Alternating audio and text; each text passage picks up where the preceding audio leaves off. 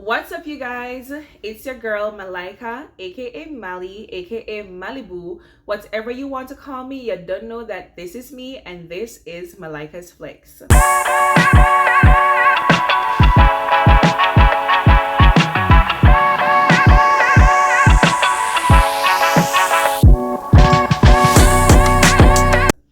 Yes, I know that it's been a very long time since you've seen me. I know.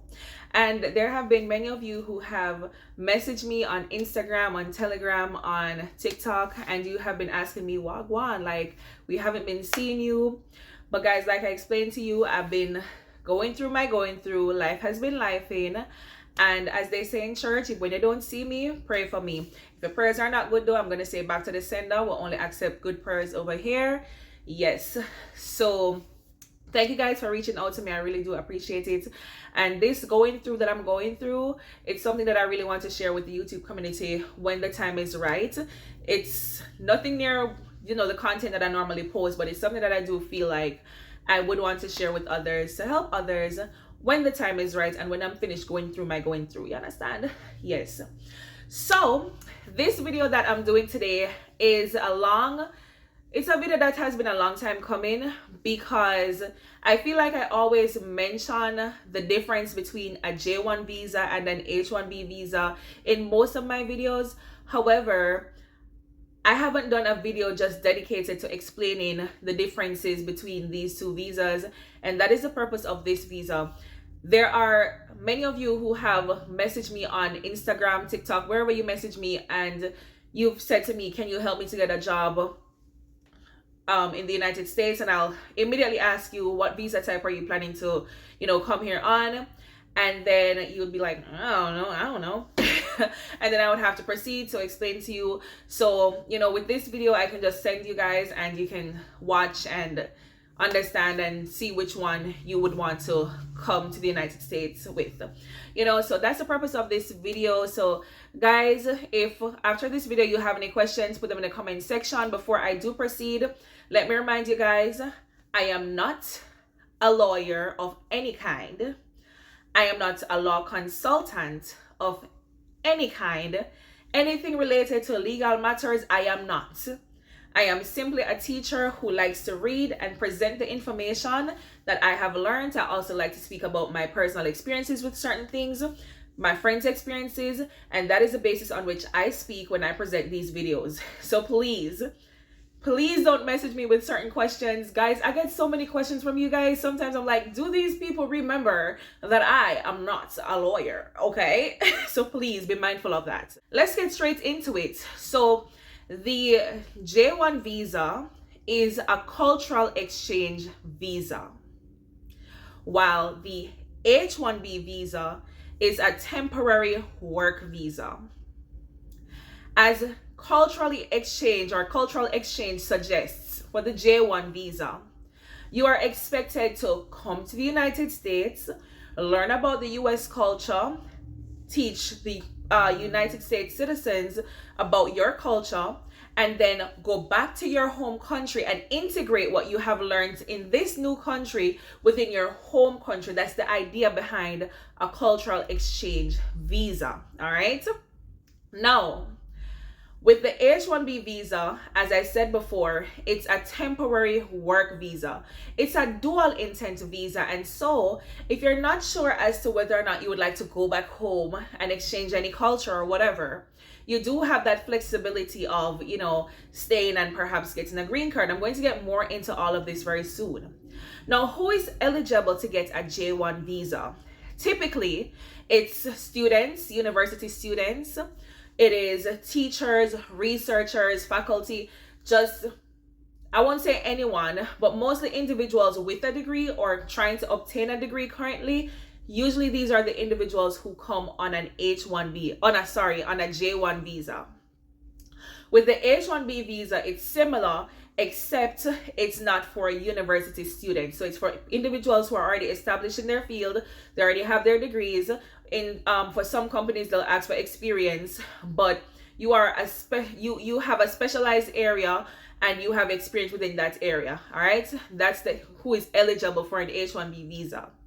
Okay, Now that we have the basics out, now there are different pros and cons to both visa types. And I know what you're thinking, but Malika, I see where you have been promoting a lot of H1B school districts, and I have, but it's literally just because you guys asked for it. Like I put out a poll, and you guys said you want more H1B opportunities. That is why I put out some of these opportunities for you guys. It's for y'all, not because I'm giving preference to one visa type over the other. If you guys remember, I also have done multiple videos explaining the J1 visa, different programs that you can come on, and so on and so forth. So I have no bias with both. I think you should choose the one that best suits your needs, okay? So let's talk about the duration of both visas. So for the J1 visa, it usually lasts for 3 years. And I'm speaking about those who are coming here to work, not to do a work and study program, but you're coming here, just for the purpose of work and for that cultural exchange experience. So usually you stay for 3 years, and your contract can be extended for an additional 2 years, making it 5 years. Now, as it suggests, it's a cultural exchange visa, and as I explained before, you're expected to go back to your home country and implement some of the things that you have learned in the United States. As a result of this, there is usually a home residency rule that you are bounded by, all right? This home residency rule requires that after your 3 years or your 5 years, because perhaps you don't want to do the full 5 years and you want to just the 3 years with your sponsor, after the 3 to 5 years, you are indeed expected to go back to your home country to implement these new things that you have learned.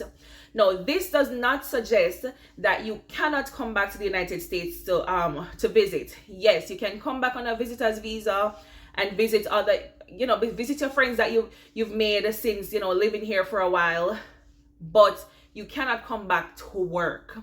That's the thing. The way around this rule is getting a waiver done. After you get a waiver done, you will still have to find an H1B sponsor or an e-visa or something to help you to keep staying legally in the United States. Of course, that is if you don't wish to go back home and the whole works. You want to stay here because you love it so much here. You've fallen in love with the United States and you want to keep living the American dream, baby. No, I don't want you to go on any J1 program and say, malikasflex said that I can do a waiver and I don't have to go back home. Listen, many J1 program sponsors will tell you that if you apply for that waiver, they are kicking you to the curb and you got to go back home instantly, okay? So it's all about timing when it comes down to that waiver, and that is something that I would tell you to do more reading on yourself to get more understanding on it. So some people would ask, what if I get married? What if, I'm single as a Pringle, come to the United States, get married to a United States citizen? Am I still subjected to that home residency rule? Yes, you are.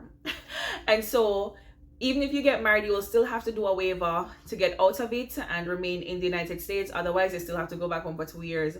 Some people ask, but what if I get a child in the US while I'm on my J1 visa? Now, nothing is wrong. Unlike the visitor's visa, where you should not give birth in the US on a visitor's visa, that's not the rule for a J1 visa as far as I know. Once again, I'm not a lawyer, not no consultant, but as far as I know, nothing is wrong with getting pregnant in the US, giving birth in the US on a J1 visa. But giving birth in the US does not exempt you from that home residency rule. So think again. Now let's get to the H1 visa. On an H1B visa, you can get a visa for 1 to 3 years initially, and then those 3 years can be extended for an additional 3 years, making it 6 years in total. So the J1 visa, 5 years, H1B visa, 6 years, and that is granted that you get your extension for both visa types. Got it? Now, with the H1 visa, you're not subjected to a home residency rule, because like I stated before, it is a dual intent visa. It means that you do have the opportunity to file for a green card if this is something that you are desirous of. Got it? Now, I know what you're thinking. I want to get an H1B visa because I want a green card. But remember that there are pros and cons to both visa types. So I am not telling you what visa to get. I am telling you, weigh the pros and the cons for both of them and see what is best for your situation. Got it? Good. Let's get into some of the pros of the J1 visa. With the J1 visa, the overall processing time is not as long as the H1B visa.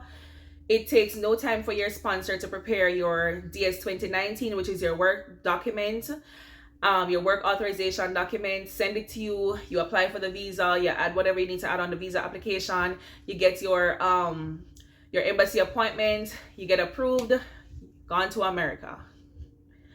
That's a pro of the J1 visa. With the H1B visa, however, a con is that the processing time could be a little longer, okay? Now, with the H1B visa, it could also incur some charges to you. It can, doesn't have to. The standard processing of an H1B visa is typically paid by the employer that is sponsoring you. However, if it is that you need an expedited processing, you may have to stand that cost because they're not obligated to paying that money for the expedited fee. Got tongue tied there, but you get what I'm trying to say. Which that expedited cost, that premium processing they call it, is currently, oh my gosh, I think I forgot, it's $2,800 and I think $5. Yes, I believe that's it. I haven't said these figures in such a long time. My brain has been mixed up. It was previously $2,500. Yes, and I think as of February 2024, it's now $2,805 for that premium processing. Remember, you don't necessarily have to pay these fees, and this is US dollars I'm talking about. You don't necessarily have to pay these fees, but sometimes it does happen where you have to expedite your process because remember, you're the one seeking the job and you want things to go by. So you want to secure that spot. So it may happen where you have to pay that expedited fee. Some school districts or some companies, whomever you are applying to, will pay all the costs involved, be it expedited or not, whatever. However, not everyone is as generous, and quite frankly, as I said before, they're not obligated to pay any premium processing fees.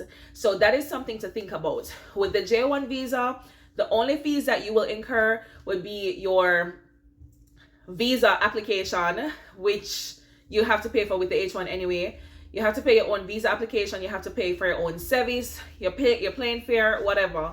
And of course, it depends on what company is sponsoring you, because some companies are generous to pay your plane fare and all these things. But just speaking about the standard costs that you have to pay for yourself, those are the things that you have to pay. There's no premium processing for you to pay. You don't have to pay for your DS or anything like that with most J1 sponsors, okay?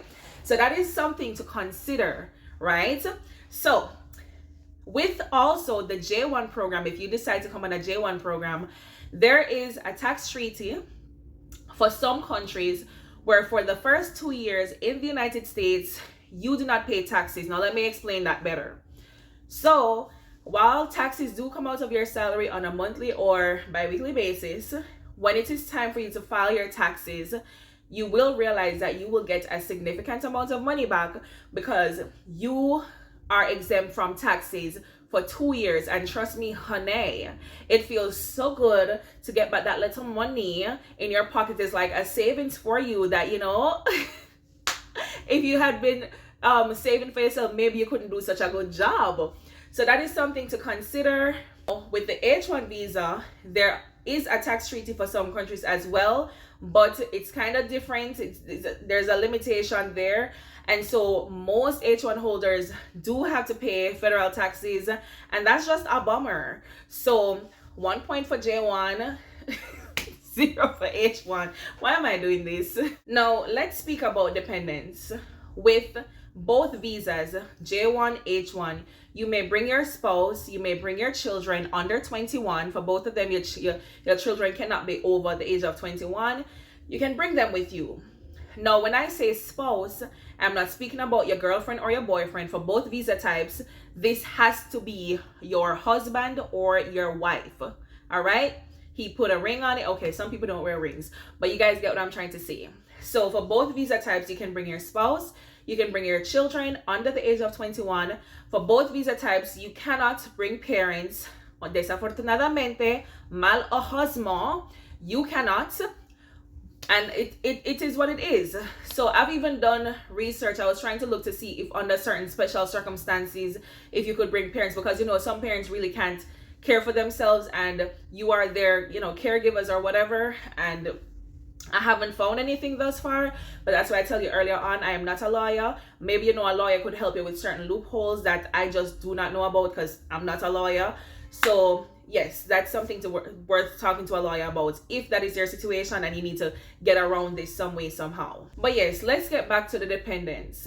So we've already established that on both visa types, you can bring your spouse, you can bring your children. On a J1 visa, some programs, it depends on who you decide to sponsor you. Some program sponsors will tell you, hey, we know you love your family dearly, but you have to wait 90 days before you're able to bring them with you. So you come first, and then 90 days after, we will give you the documents needed for your spouse and the children to join you. No, I've said this multiple times. When I first heard of this, I thought it was wickedness, but, after migrating here myself and realizing what is up, I agree with it. I think they're looking out for your best interest. But remember, you can always have a conversation with your program sponsors, let them know your individual circumstances. And I know that some sponsors will get around this rule for you and they will assist you with, getting your spouse and your children here instantly if that is what you need. For some cases, I guess, they'll review your case and see how special it is. But generally speaking, some sponsors, heavy on the some, so don't attack me in the comments and say, oh, but my program sponsor allowed. I said some. Operative word is some. Some sponsors will not allow you to bring them immediately. Got it? Now, on the other hand, so I guess that's a con for the J1. On the other hand, most H1 sponsors, employers, they do not mind you bringing your spouse or your children instantly. Sounds good for now. But guess what? As of April 2024, to the best of my knowledge, today is April 20, 2024. To the best of my knowledge, based on what has been happening, your spouse cannot work legally in the United States as your dependent. So as your dependent, he or she will have an H4 visa. That's the visa type that they will get. So you will be the H1 holder. Your spouse will be an H4 holder. Your children will be H4 holders as well. Your spouse will not be able to work. And if your child is 18, he or she cannot work either. So your dependents cannot work with an H4 visa. I know that there has been chatter around this rule changing. People ask me all the time, I heard that the rule changed. There has been communications about it. But as far as I know, it has not changed. And I'm pretty sure that when it does, it will be a big thing. We won't have to wonder if it has changed. I believe the talk will be so big, so loud, we will know that it has changed. So thus far, this has not changed. Now you're perhaps saying to yourself, but I know someone who is on the H1 visa and their spouse is working. Now, on the H1 visa, as I previously mentioned, I didn't go into details, you can get a green card. You can file to get a green card. And there's a certain process when you're filing for yourself and your family members when your spouse does get to work. But that's closer to when the green card is about to come through and the spouse has gotten his or her work permit.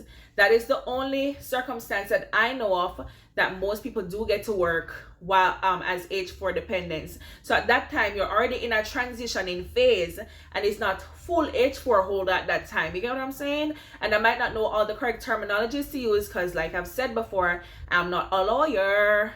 But to put it in layman terms, yes, this is how this person is able to work legally in the United States, being an H4 dependent. Now, on a J1, that's a pro for the J1 now.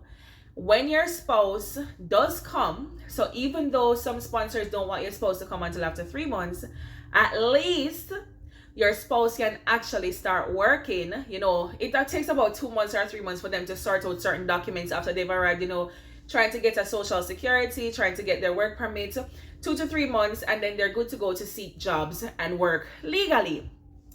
Your spouse on the J2 can actually work multiple jobs, which brings me to my next point. So this is a con for both J1 and H1 visa. All right. With the J1 and H1 visas, you cannot work a second job. And like I've said on my TikTok, there has been much chatter surrounding the J1 visa and whether or not you can work a second job. Most program sponsors will tell you that you cannot. There's been chatter that you can. However, the guidelines are not very clear. I am not a lawyer, but I would say stay away from that. You don't want to have any issues when it's time for you to get a green card if you decide to do your waiver and all of that, right?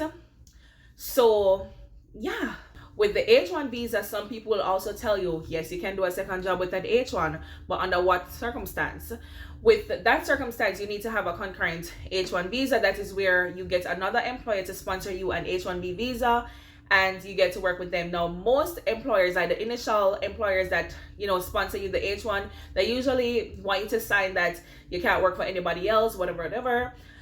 And even if they do allow you to, it's just overall kind of difficult to get an H1B visa. Remember that with an H1B visa, these employers need to prove that there is nobody else in the United States willing and able to do this job. So it is kind of hard to get a second H1B visa for a part-time job. And most people, when they do a part-time job, they just want it to be something like Walmart, Target, you name it. They just want it to be light, nothing that requires a whole H1B visa, because getting an H1B visa, as we said before, it requires you to be a specialist in that area. And so I hope you guys get where I'm going with this. So just my 2 cents on that. Now, I believe I've listed some pros and cons for both the J1 visa and the H1B visa. Think about it.